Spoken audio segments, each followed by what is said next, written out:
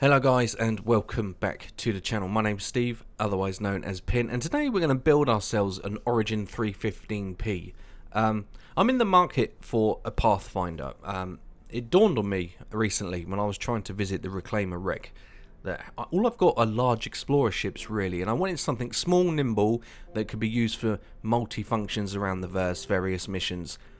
And I chose the Origin 315P. The Terrapin, of course, is a very strong contender, but I've decided to go with the 315P, and we'll talk about that later on during the video. We'll discuss why I inevitably decided to get a 315P. So, okay, so here we are. As you can see, we have, of course, the customization options, which are awesome, and we're going to build ourselves a Dizope 315P, and I think we're going to go for the metallic paint, as you can see here, because it looks really cool. I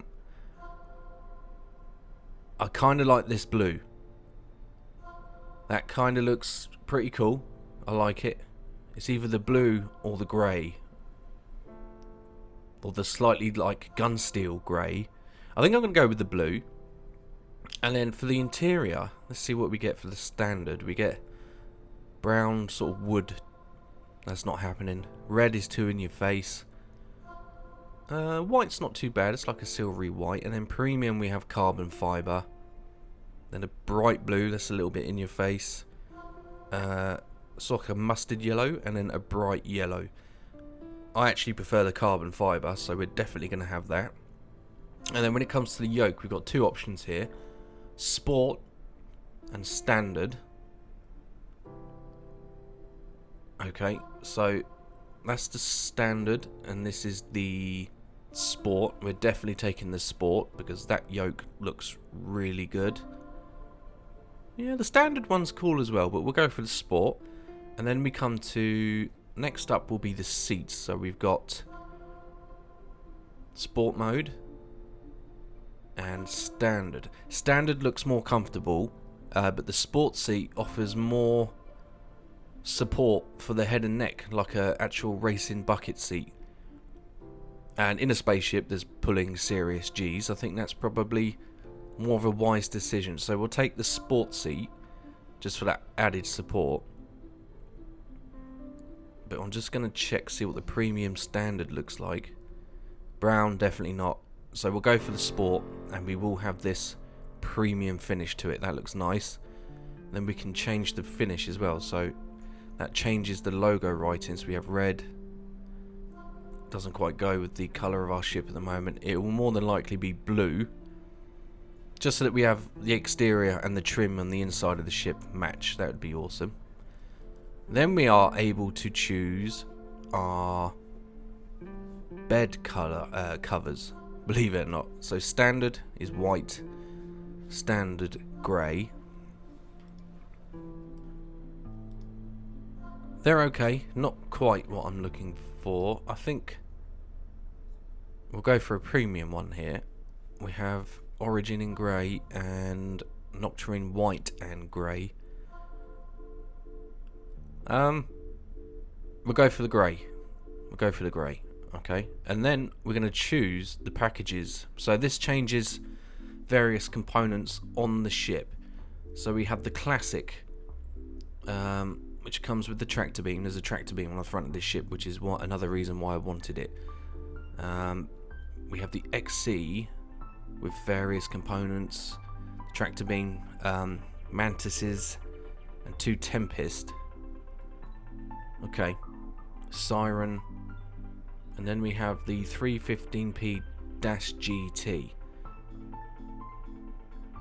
The Sonic Light, Shimmer, a Colossus Quantum Drive, the tractor beam, and distortion repeaters, which I'm a huge fan of, and I think we're probably going to get this package, because it's not a combat ship, and distortion repeaters are a very good way of defending yourself and getting the hell out of there, just to disable something. Also, I like the idea that, you know, I might be able to disable ships in the future with these distortion repeaters and tractor beam them to somewhere that I want them to be. Maybe pull the pilot out and execute him. Who knows? So that's a cool thought. The GT package does look like the better package, so that's what I'm going to go for. Internally, we get to add all of these cool sort of utilities as well, and we're going to take all of these. So we have the coffee maker, the food doer maker, a sound system, a metal frame by the bed displaying various photos, and a digital clock, which is pretty cool. So we're going to pimp the interior out, and I am almost certainly going to stick with the 315P GT variant. Industrial grade components we have here, which is never a bad thing. So overall, I think we are good on the customization. So the only thing to do is buy it, and then we'll go check out what our brand new shiny ship looks like, and then we'll talk about why I chose 315P, why I think it's going to be extremely useful, the pros and cons, why I didn't choose a Terrapin, and we'll go over some of those good basic statistics of various ships. Okay, let's see what this great ship will look like.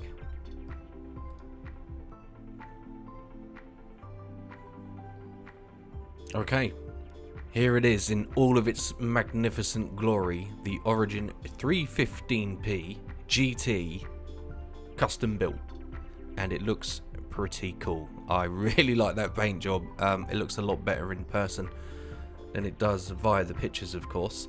It kind of has the speckled look to it in the paintwork, which is unique, I guess. I wasn't expecting that, but it does look very smart indeed, the 315P with a custom paint job.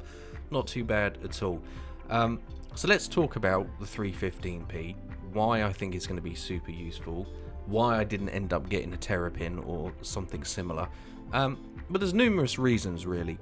So this started from me trying to explore the wrecks on the reclaimers, trying to land my sort of larger exploration ships around, and it really wasn't feasible trying to land a ship like the Aquila or the 600i. They are big bulky ships, and for getting into these places, the 315P is ideal. Obviously it's based off the other 300 chassis, which means we get excellent cockpit situational awareness. The cabin of the 300 series are excellent in my opinion, and it offers more comfort and utilities than the Terrapin. The Terrapin is a very hardcore, well-established military vessel, and I also wanted a ship that was going to make a good daily driver for things like smuggling missions, drug smuggling and things like that. This ship actually holds 12 SCU of cargo.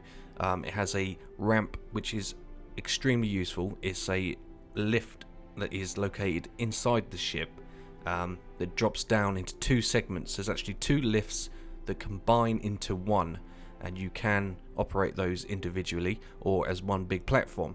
So that for me is a tick in the box. So that allows me to take secured cargo to and from various places and complete various delivery missions without having to worry about storing them in the ship. You know, the Terrapin has plenty of space inside but doesn't have a cargo grid. Well, this will have a dedicated place where I can store this cargo. Also, I think the tractor beam will be extremely useful in the future for negating these wrecks. If I find some components or weapons or just anything of value, I don't actually have to leave my ship to exploit that wreck or what I've found. Basically, I can use this tractor beam to pick up what I want, drag it to another location, load it on the ship, and it's good to go. So there are some unique abilities of the 315P, and I think as the game progresses and the way it is progressing, Pathfinders will be extremely useful.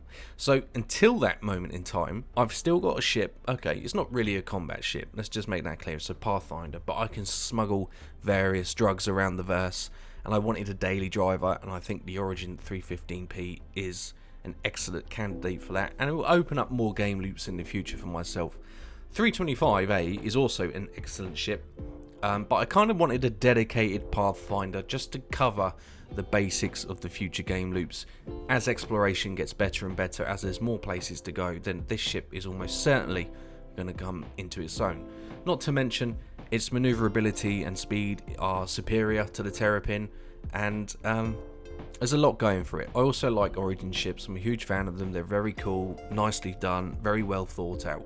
So there's a lot of pros for the 315p. So as you can see here, this is the elevator. It comes with a free cup apparently, and you'll see there's a line in the middle of this cargo bay. That is the independent lifts, so they do move independently. But yeah, it's a very impressive ship, and the paint job is pretty good. It is pretty good. I am a huge fan of that. I'm very pleased with it. So a lot of potential in the future for 315p, and it is going to make an excellent daily driver. And when I want to do those smuggling missions, which I intend to do, this will be the ship to do it. Okay, so let's talk about some of the ship components and the weaponry for this particular model of the 300 series. So we lose the nose cannon in favour of a tractor beam, and as I said, that is almost certainly going to come into play. Cargo refactor, tractor beams on their way. We're not sure when that is. They'll be here when they're here, hopefully 318. If not, then I've still got the ship with the tractor beam on the nose, which will become very useful in the future. There's just no question of that. Also, weapons, we get 2 fixed size 3 hard points under the wings, and with the GT package we get the distortion repeaters. These do 0 damage to enemy ships, but they will chew through shields and then hit components and disable ships very quickly. So for defense, it's adequate. If I can disable a ship and run away, then that's a win, and especially in a 315p with that nose gun missing. In terms of components, they're all small, of course. The jump drive is small, the fuel tanks are small, so we have limited range. And ideally, I will more than likely have this ship stowed in my Odyssey or even the Polaris with another combat vessel, because I think those hangars for those 2 ships are going to be big enough for 2 types of small aircraft, and I would certainly have the 315p with me and maybe a light fighter or something of that nature to have both bases covered. So that's my plan in terms of storage and future missions with the 315p. So it will come into its own. The other thing to think about is comfort. On long distant treks and voyages, you're going to want to have a very nice place to sit, and as I play this game mostly solo, having a solo ship with all the amenities on board and having that little bit of comfort is going to be a nice thing. Now the Odyssey is probably what I'm going to pair this ship with, because it's only 6-man crew for the Odyssey, which is a nice touch, so not too much of a workload, enough to operate solo, and then if I find something, I can hop in a 315p without having to risk my large Odyssey, and maybe leave the NPC crew in there. I'm not entirely sure how that will play out, but that's the sort of feelings I have for the future of the 315p in my fleet.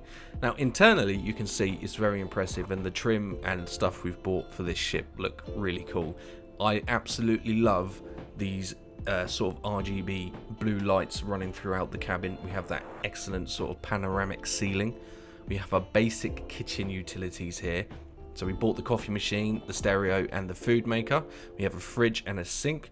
That sink actually doubles up. I think a lot of people just assume that's for basic cooking and things like that, but don't forget, if we were out exploring in a Pathfinder, the ability to wash your hands after you've been touching all sorts of nasty shit is quite important, I think. So that's another added bonus.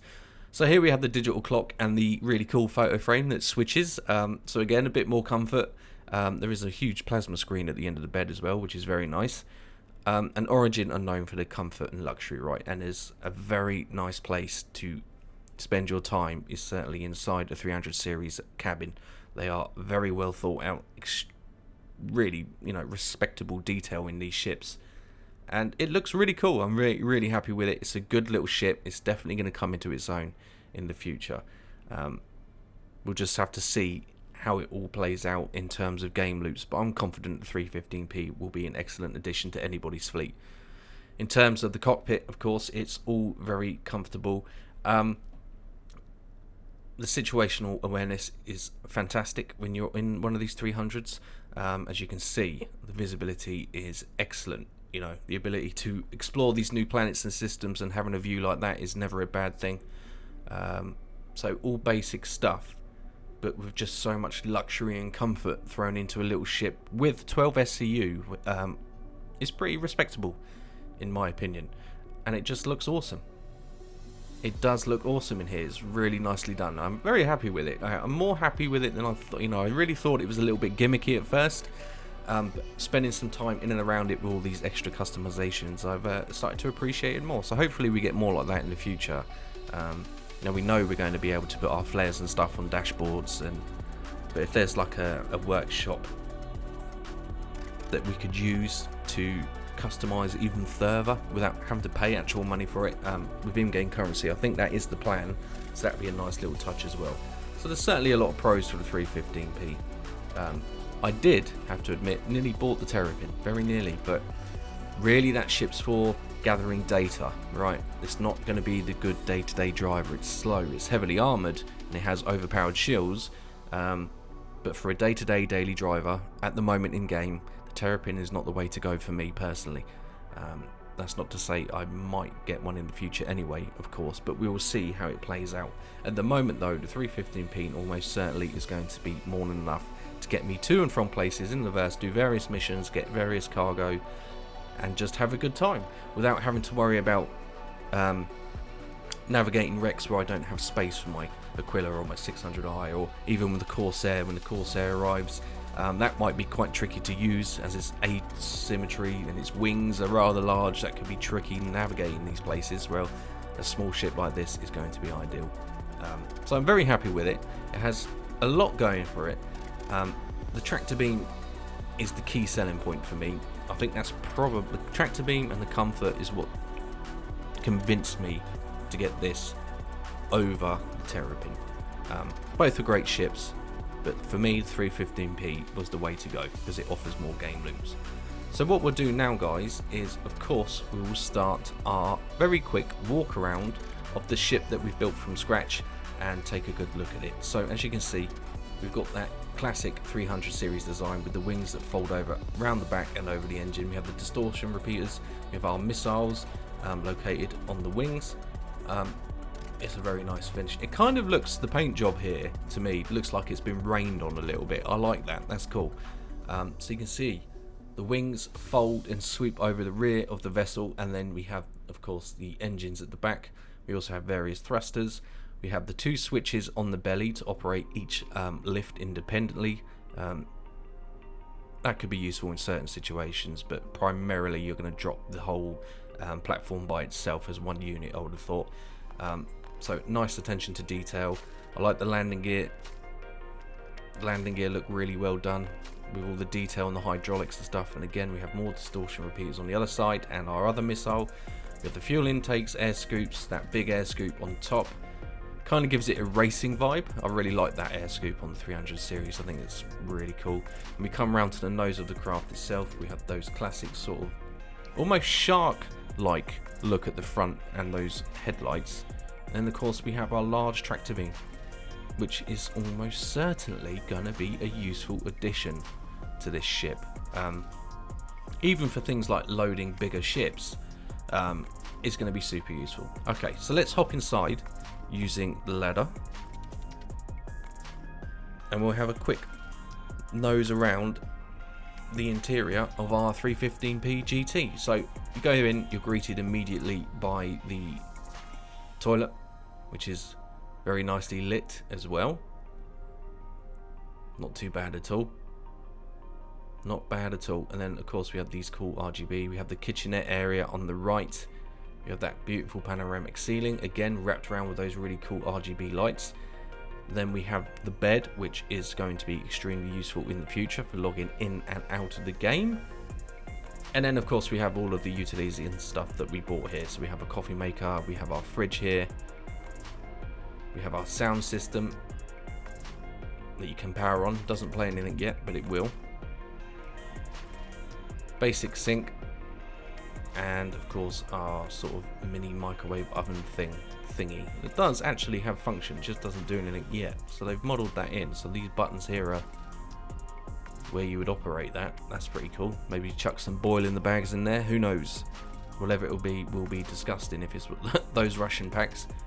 Plenty of room underneath the sink and kitchen area, and then at the back we have a storage locker thing that doesn't quite work yet. Wait for gold standard, that should be fixed. We have a weapon rack, some wine glasses because, you know, we're posh, don't you know. And then we have these intricate lights that I never noticed before on a 325A, those spotlights all around. But yeah, nice ambient place to be, and very clean cut, smooth, luxurious area. Even the toilet has RGB lights. That's awesome. Okay, we'll leave that open. Let's hop in the seat. There's our sports seat, looking sporty, very nice indeed. And take a look at the cockpit.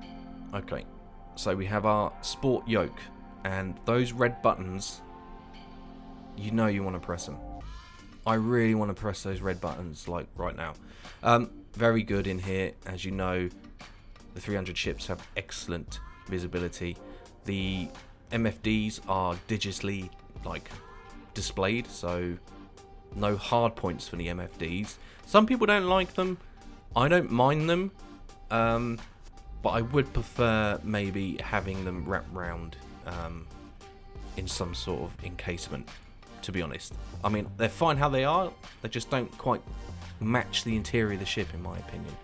So it's a very nice place to be. It's a great ship. It's got huge amounts of potential in the future, especially the rate that we're getting new points of interest all the time. And as soon as tractor beams come online, this ship really will come into its own.